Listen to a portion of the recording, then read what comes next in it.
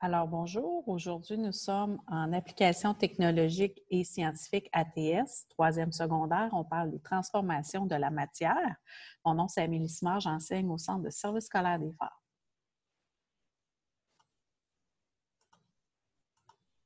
Alors première des choses, c'est quoi les transformations de la matière? Bien ça désigne le fait que la matière peut changer. Ça peut être soit d'apparence, d'état, d'allure.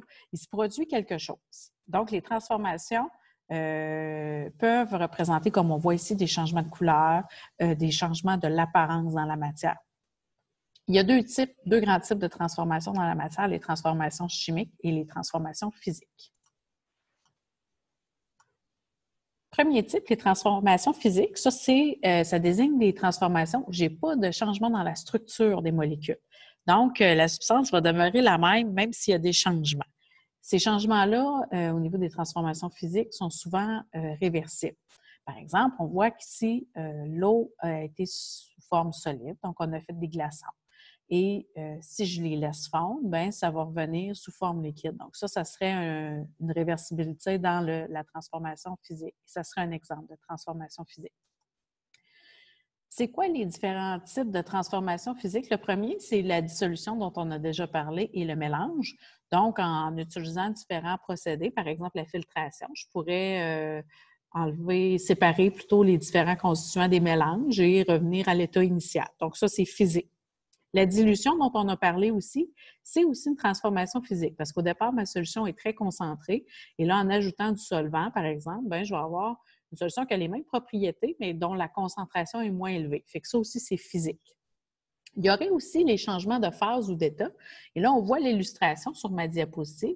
On a nos trois états de la matière, solide, liquide, gazeux. Si je prends mon exemple de tout à l'heure, je parlais des glaçons. Donc, ça serait de l'eau sous forme solide. Bien, de l'eau, ça va toujours être, son symbole chimique, c'est H2O.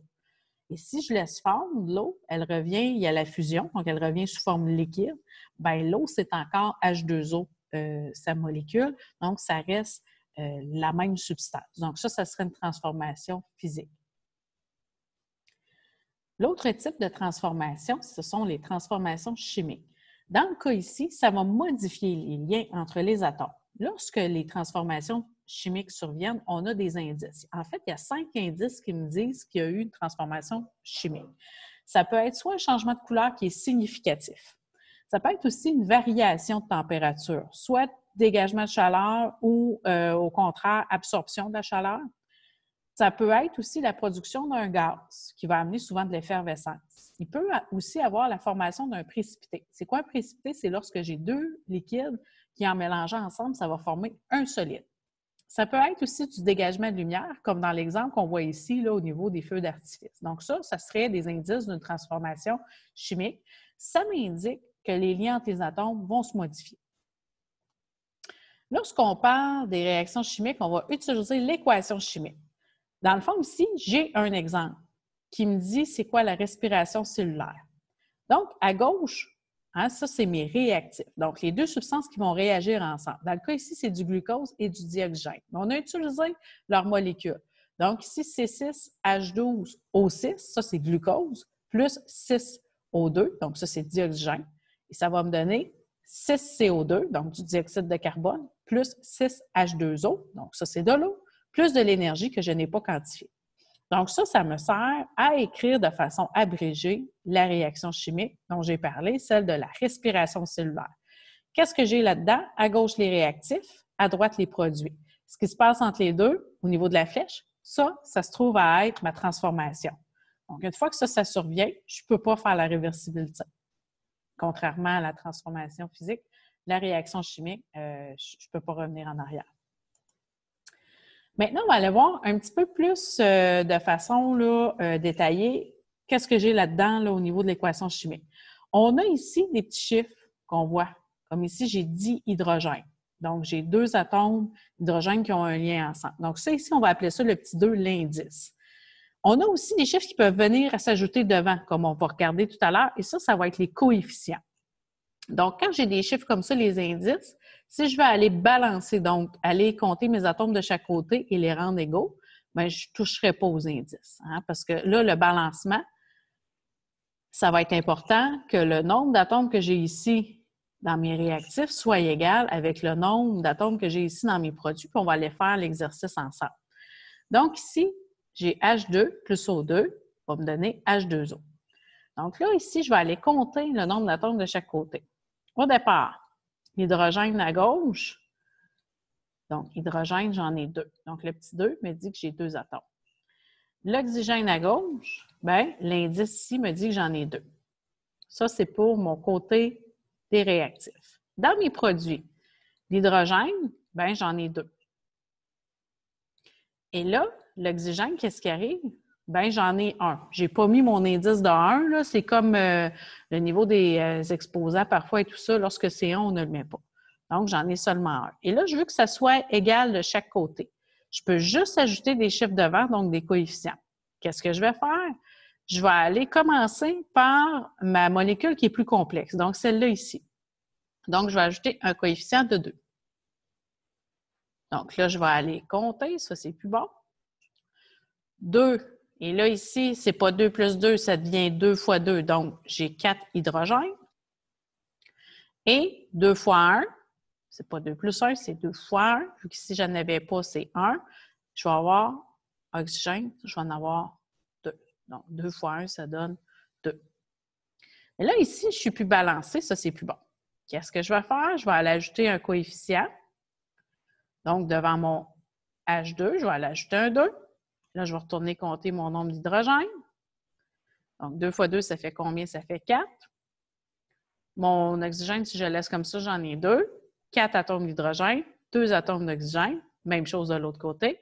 Ça, c'est bien à ce moment-là. Fait que ma version balancée, donc qui serait parfaite de mon équation, ce serait 2 H2 plus O2 va me donner 2 H2O2. Donc, j'ai le même nombre d'atomes dans mes réactifs que dans mes produits et j'ai ajouté des coefficients, donc des chiffres devant, pour me servir à aller égaliser tout ça. Donc, ça, c'est le balancement d'équation.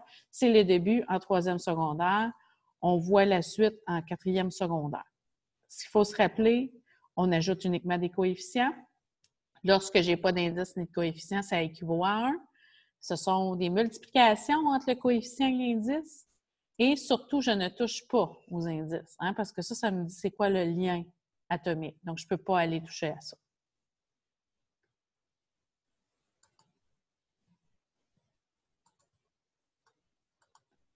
Donc, les principaux types de réactions chimiques, maintenant, on a des réactions qui sont de synthèse. Donc là, c'est lorsque j'ai 2 ou plusieurs réactifs qui vont se combiner pour former un nouveau produit.